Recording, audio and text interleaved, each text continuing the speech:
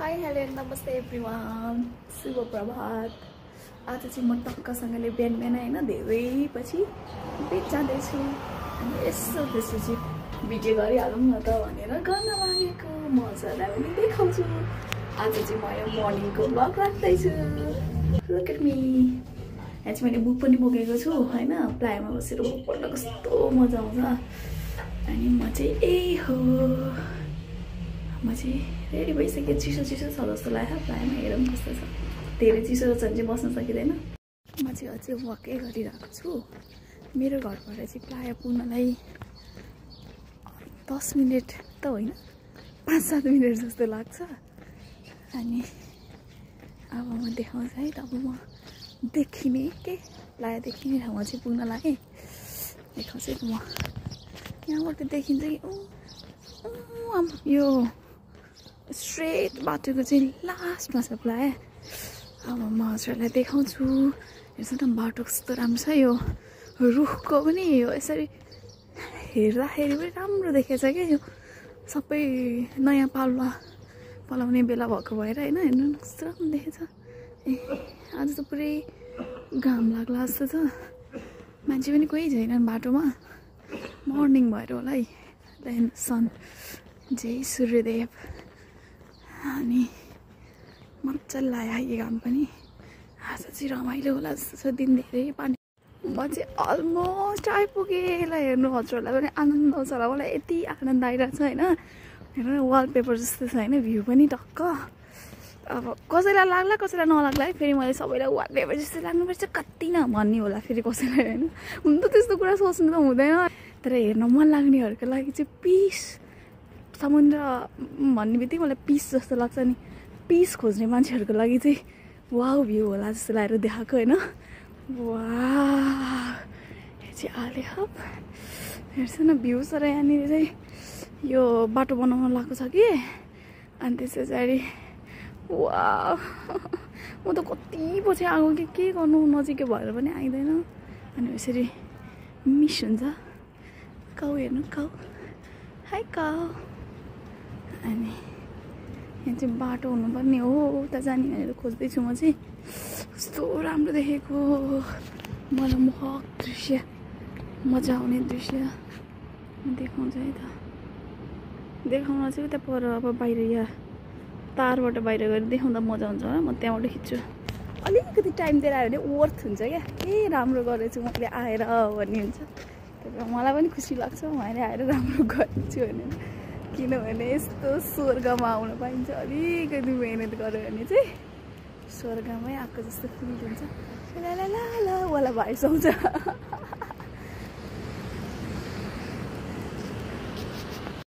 कस्तो राम्रो देखेछ।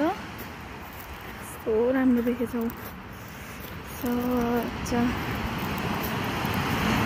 सन समुद्र वाट अ लभली भ्यू भन्नु त्यस्तै छ होइन भ्यू चाहिँ। अनि म पनि त्यस्तै छु नि होइन। वाह यता राम्रो आउँदो रहेछ। ब्युटिफुल समुद्रमा ब्युटिफुल म भन्न त मिल्दैन। त्यही पनि ठिकै छ। आफूले आफूलाई जहिले पनि प्रेज गर्नुपर्छ। आफूले आफूलाई आम ब्युटिफुल आई लभ माइसेल्फ। अरूलाई त के भयो होइन। आई लभ माइसेल्फ तिमी।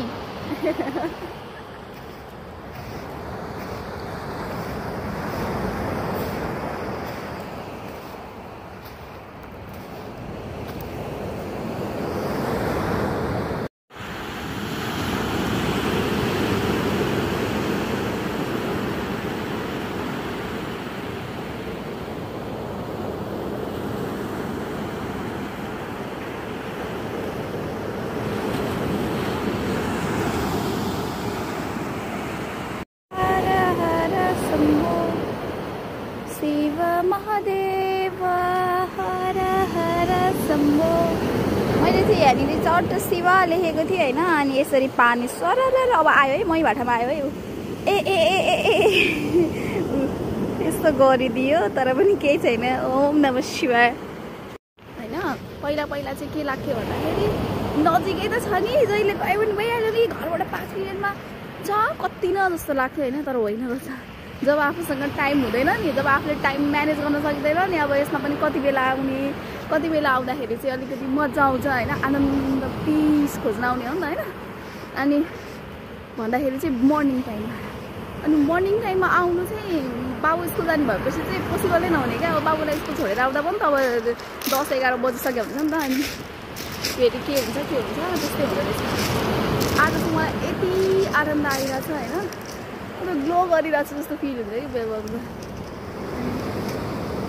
आनन्द आएर मैले आनन्द पाएको छ होइन, मजा आएर राम्रोमा म जति नै राम्रोसँग कैद गर्छु अब हुन्छ नि, म खिचिहाल्छु नि, भिडियो पठाइहाल्छु नि भने पनि हुँदैन नि त, हो त्यस्तै हो कि यो चाहिँ लास्टै राम्रो छ। आँखाले हेर्दा जति सुन्दर यो भिडियोले गर्दा हुन्छ जस्तो मलाई लागेन, तैपनि आनन्द बन्नको लागि चाहिँ, मनलाई शान्ति दिनको लागि चाहिँ यो भिडियो हेर्दा पनि हुन्छ।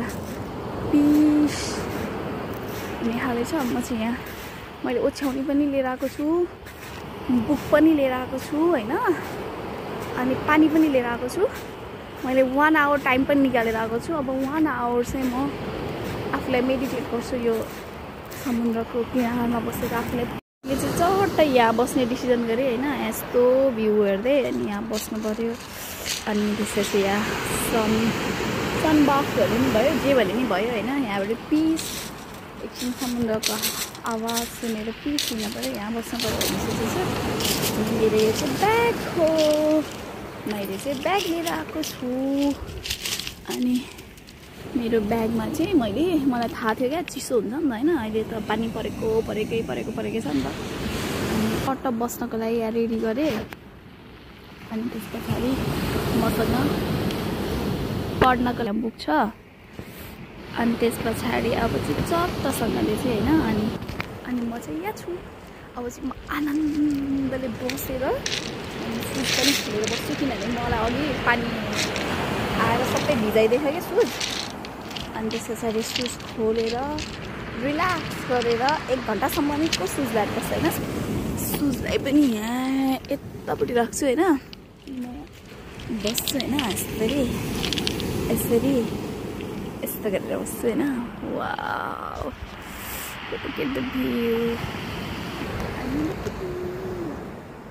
ओके गाइज, म फेरि अहिले अब जाने बेलामा देखाउँछु।